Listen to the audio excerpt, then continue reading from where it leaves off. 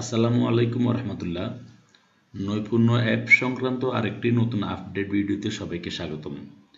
আমরা নৈপুণ্য অ্যাপে যখন নতুন শিক্ষার্থী যুক্ত করতে যাব, নতুন শ্রেণী যুক্ত করতে যাব, তখন আমাদের এই সমস্যা, এই যে স্ক্রিনে যে সমস্যাটা দেখাচ্ছে, এই সমস্যার মুখোমুখি আমরা অনেকে হয়েছি, আমি নিজেই হয়েছি এবং আমি এটাকে কিভাবে সমাধান করেছি সেটা আপনাদেরকে দেখাবো।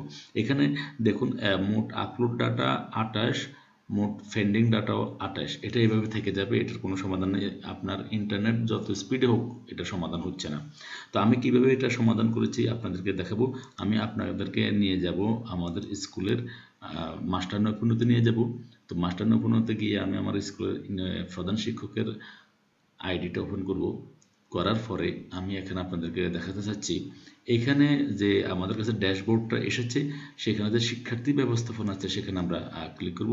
করার পরে এই যে এখানে দেখুন শিক্ষার্থী যুক্তকরণ আছে, এটা তো এখানে তো আপনারা গেলেন, আমিও যাব। এখানে আমি দিতে চেয়েছিলাম কিন্তু নবম শ্রেণীর শিক্ষার্থীদেরকে। আমি যখন এক্সেলের সাহায্যে, MS এক্সেলের সাহায্যে যখন একসাথে আমি অনেকগুলো শিক্ষার্থীকে দেবো, তখন আমার এই তথ্যগুলো নেবে না। আমিও এই সমস্যাটার মুখোমুখি হয়েছি। তখন এই সমস্যাটার সমাধান, আপনি যে এখানে একাধিক শিক্ষার্থী আছে, এই একাধিক শিক্ষার্থী দিবেন না। একাধিক শিক্ষার্থী দিলে আপনার এই সমস্যাটা আসবে। আপনি একজন একজন শিক্ষার্থী যুক্ত করবেন। একজন একজন শিক্ষার্থী যুক্ত করে তথ্য সংযোজন করুন, ক্লিক করলে দেখবেন যে এটা আপনার সাকসেসফুল হবে 100%। আপনারা একজন একজন শিক্ষার্থী যুক্ত করুন। আপনারা একসাথে একাধিক শিক্ষার্থী দিবেন না। একাধিক শিক্ষার্থী দিলে আপনার এই সমস্যাটা কিন্তু শো করবে, তাহলে আপনারা কাজ করতে পারবেন না।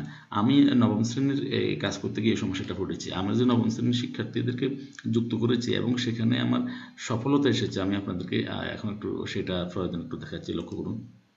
আমার নবম শ্রেণীর শিক্ষার্থীদেরকে আমি কিন্তু এখানে যুক্ত করেছিলাম।